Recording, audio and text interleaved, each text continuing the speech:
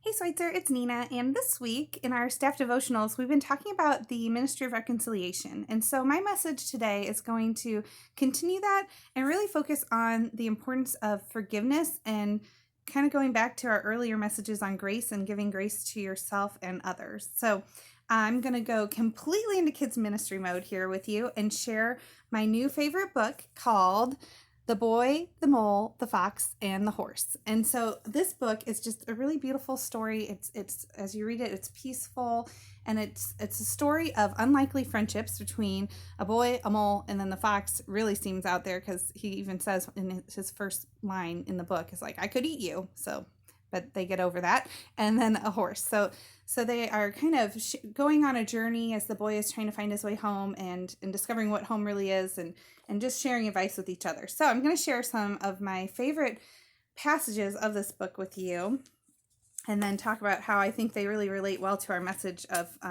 reconciliation. So here is where we see the boy is talking to the mole, and the mole tells him, often the hardest person to forgive is yourself. And so I think when we are really focusing on a message of reconciliation, we have to be able to forgive ourselves and to accept that we're doing our best in situations. And so I think there we can really embrace the Maya Angelou quote where she says, do the best you can until you know better, and then do better. And so we can accept that we have feelings and forgive ourselves and move forward and still value what we have to contribute to the world. And so the next passage that I think really fits our message well, here's the horse is talking. And so, do you have any other advice? Asked the boy. Don't measure how valuable you are by the way you are treated, said the horse. Always remember, you matter, you're important, and you are loved. And you bring to this world things no one else can. So just as we are giving ourselves forgiveness and offering forgiveness to others, we just know that we bring something to the world no one else can. And especially when we are really focused on Christ and his message, then we can make big changes even with things that seem small. So I think embracing that is key. And then I think this page is really, really relevant to where we are right now in our society. So, we have such a long way to go, sighed the boy. Yes, but look how far we've come, said the horse.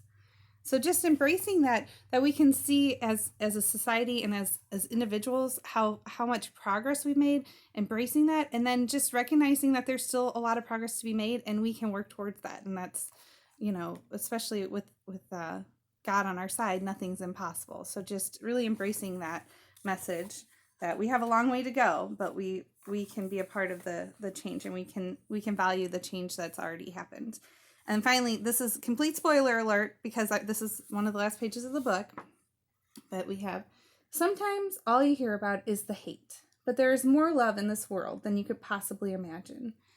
So just ending on this message of when we are faced with messages of hate, that we can look for the love in the world, and we can be that source too of God's love and sharing that with others. So I hope you enjoyed this very edited edition of The Boy, the Mole, the Fox, and the Horse. And I think it has so much value, just those messages on how we can treat others and really embrace the